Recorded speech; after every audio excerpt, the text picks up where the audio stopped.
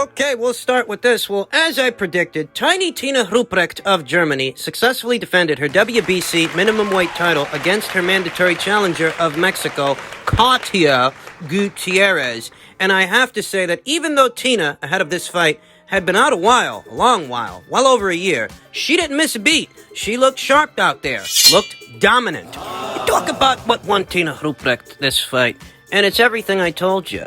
Maybe Katia Gutierrez is a stronger puncher than Tina. But it means nothing if Katia can't land, and due to Tina's in-and-out game, her movement, her athleticism, the way she changes levels, her counters, the overhand right counter, the counter left hook, the angle, slipping, sliding, bobbing, weaving, the shift.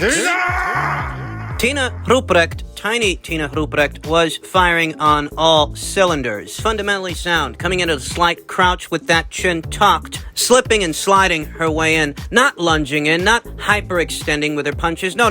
Tina kept the punches short as she inched her way forward to enter into the pocket and thereby dominate it. You saw the in-and-out game of Tina Ruprecht and a good balance of both offense and defense. I mean, look at that. Sensational. That's what I always told you. Maybe Katia Gutierrez is the bigger puncher. Maybe she is the more heavy-handed fighter, but it counts for nothing if Katia can't land. And for the most part, she couldn't. Whether it was straight shots or sweeping hooks, Tina Ruprecht was on the money. Crossed all the T's and dotted all the I's. In my eyes, won in dominant fashion, successfully defending her WBC minimum weight title. And we talked about what Tina's intentions were ahead of this fight, that she wants to unify with one of the other three world champions in the women's minimum weight division, Etsuko Tada, who holds the WBO, Yo Costavalle, who holds the IBF, and Senicia Estriada, who holds the WBA. Now, Etsuko Tada, the reigning WBO women's minimum weight champion, she's supposed to be in action next month in defense of her WBO title against Sana Hazuki.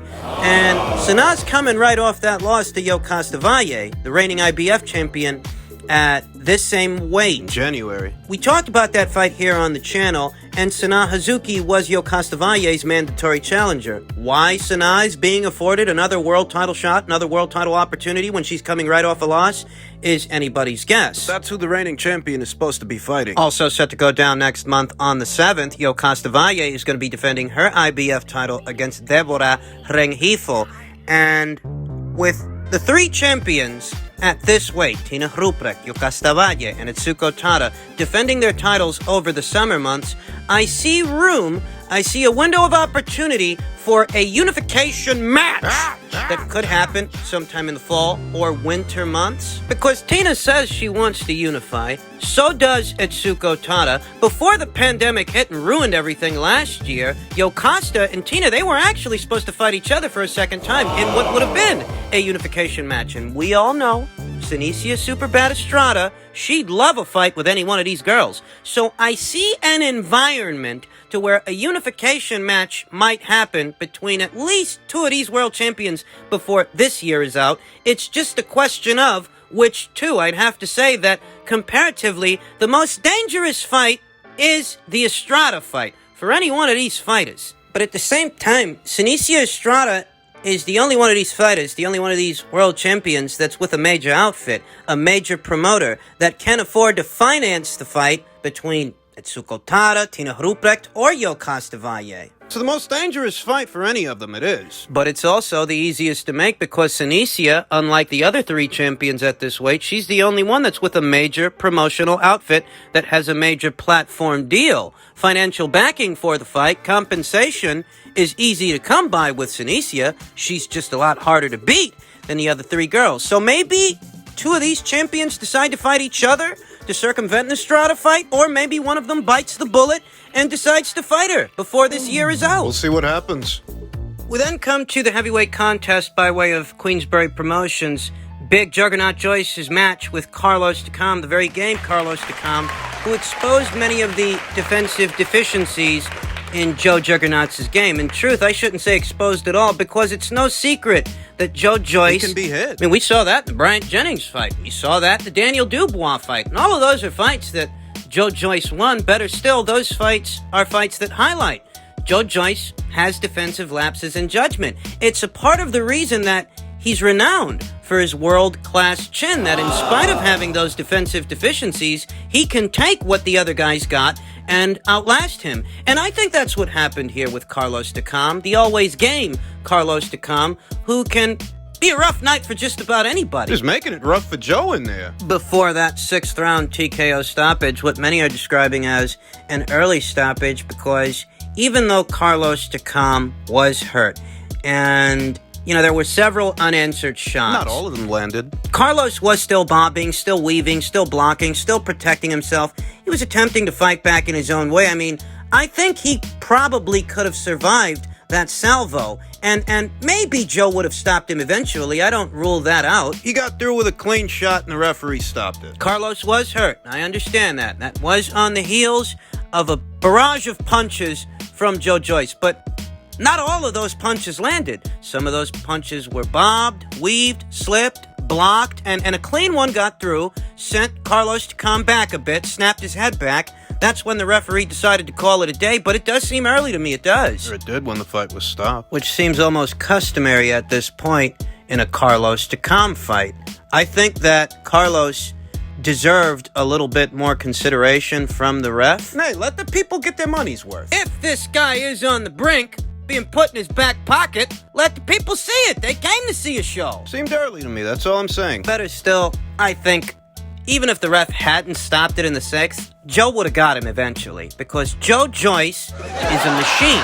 He's a machine with some world-class punch resistance and stamina. It's for this reason that his defensive lapses in judgment are very misleading. It's almost a trap. Yeah, trap is what it is. You see how often guys connect with punches on Joyce, how often guys plant shots on him, and you tell yourself that you can plant those shots, maybe you can get him out of there. You go in there thinking that, and what you find out is that Joe can take what you've got, but can you take what he's got? Especially as the fight wears on, especially as the fight progresses. See, going for the knockout with Joyce is ill-advised. Daniel Dubois tried that. He tried going hell for leather, threw everything but the kitchen sink at Joyce. But he was still there when the smoke settled. He wore down Daniel Dubois. Punished him and pummeled him, exposed that Daniel Dubois just don't keep that head off center. It's right there for a jab. It's that jab that won Joe that fight. Because he was down on the cards when Daniel Dubois took a knee. He was actually behind on the judges' scorecards when Daniel Dubois decided that he had had enough. Trying to knock out Joe just ain't the way to go. On the heels of this victory, Joyce himself says, I don't need any more tests. I'm ready now. Joyce sets his sights firmly on the Anthony Joshua versus Alexander Usyk winner after getting the job done at Wembley.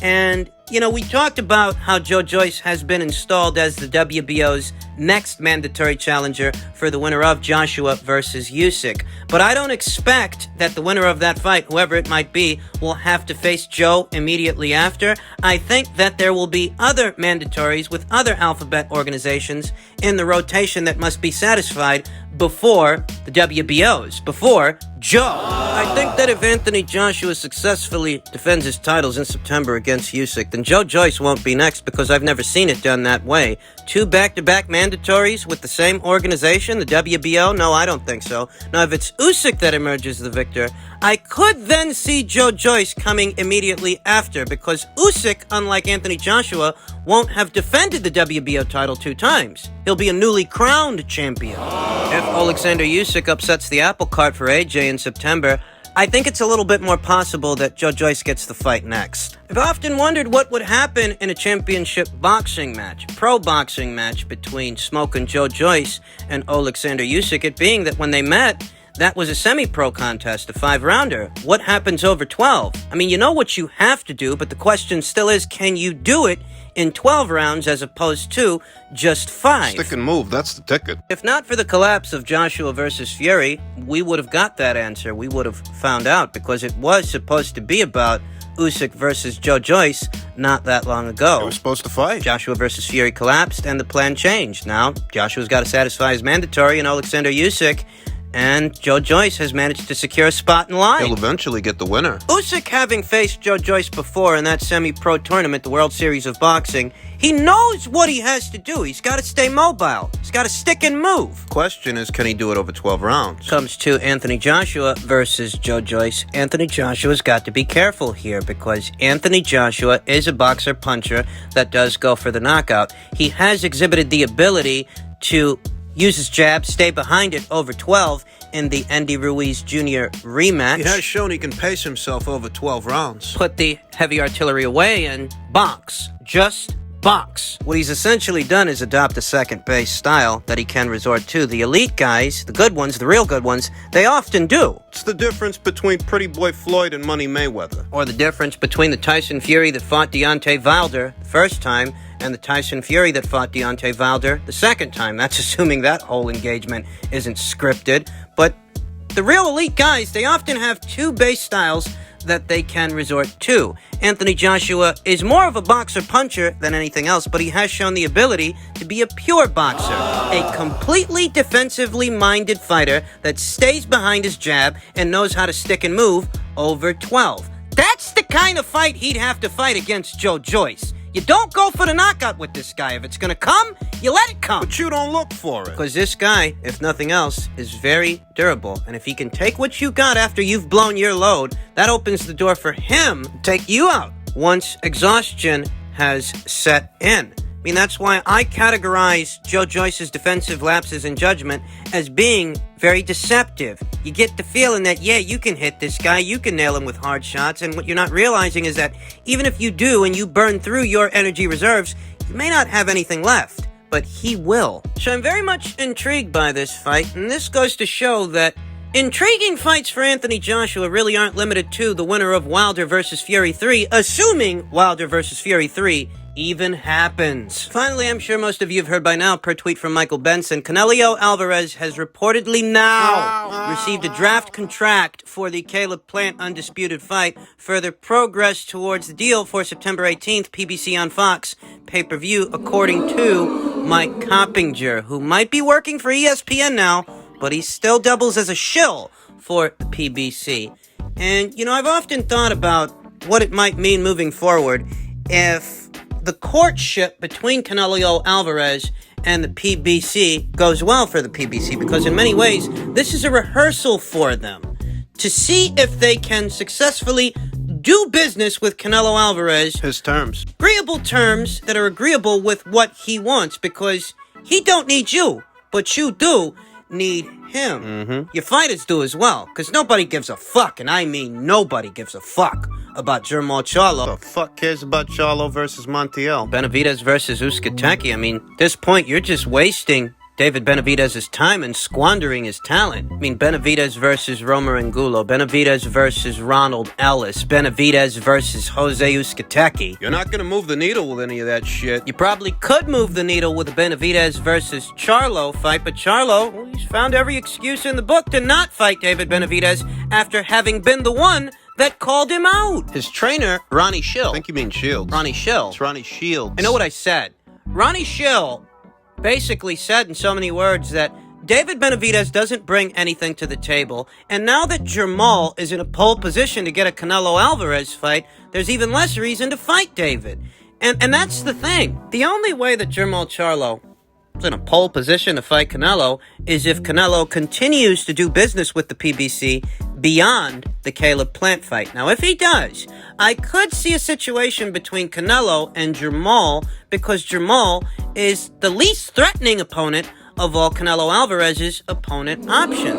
I'll tell you right now, I don't think that Jermall Charlo poses as much of a threat to Canelo as, say, David Benavidez or an Artur Beterbiev, a Dimitri Bivol. No. Jermall ain't got enough pop to stop junior middleweights. So he's gonna stop Canelo Alvarez? He damn near retired Billy Joe Saunders with that uppercut. You do realize that, right? He changed the trajectory of his career. He changed the trajectory of his life. We don't know that Billy's gonna come back. What we do know is that he's no longer in bed with Mark Tips. While Jermall Charlo goes the distance with unheralded guys like Brandon Adams and Juan Montiel in the middleweight division, while he ain't got enough power to stop those guys, Canelo Alvarez is stopping, almost retiring, unbeaten, two division champions. He's rendering them defenseless. I'm not going to beat around the bush. Billy Joe Saunders had a better middleweight resume than Jermall Charlo does here today. That's right. Billy Joe Saunders has fought more who's who fighters than Jermall has. He fought John Ryder. He fought Chris Eubank Jr. He fought the reigning WBO champion, Andy Lee. He disarmed the monster puncher of the middleweight division, one of them, David Lemieux. While Jamal struggles with Juan Montiel. Some guy that Jaime Munguia stopped years ago. Jamal can't stop him in 2021, so it's safe to say that Jermall Charlo does not pose the threat to Canelo Alvarez that, say, David Benavidez, Dimitri Bivol, or Artur Beterbiev pose to Canelo Alvarez. And in a situation where Canelo might have an extended stay on PBC Island, I could see a fight between Jermall Charlo and Canelo Alvarez coming into fruition. That's if things go well and Canelo Alvarez decides to do more business with the PBC. That will be much to the chagrin of the boxing fans, as now, in order to see Canelo, it's going to cost you a pretty penny. It's going to cost you $80 a pop, but that's what the PBC want to do. That's what they want to use him for. Put more pay-per-views on Fox. Otherwise, what the hell's Jermall Charlo going to do? He doesn't want to fight David Benavidez. He doesn't want to fight Demetrius Andrade. He thinks he's got a shot at landing a Gennady Golovkin fight when it's clear that Gennady Golovkin is going to spend most of 2021 waiting for New Year's Eve to fight Ryota Murata. If Canelo don't do more business with these guys, what's Jermall gonna do? And what's David gonna do? Canelo Alvarez wins that fight, decides to leave PBC Island rather abruptly. There aren't gonna be any super middleweight titles on that side of the street for him to fight for. Maybe he goes up to light heavyweight, but all the light heavyweight titles are on other sides of the street. The PBC ain't got no full-fledged world titles in the light heavyweight division. Yeah, they're fucked if he leaves. They need him, but he doesn't need them. So if Ronnie gets it right, and you know, maybe Jermall is in line for a Canelo fight. Maybe Canelo does have an extended stay on PBC Island. I could see a fight between Canelo and Jermall happening because Jermall is no threat to Canelo. Not as good a boxer as Billy Joe Saunders. And he's not as big a puncher as David Benavidez.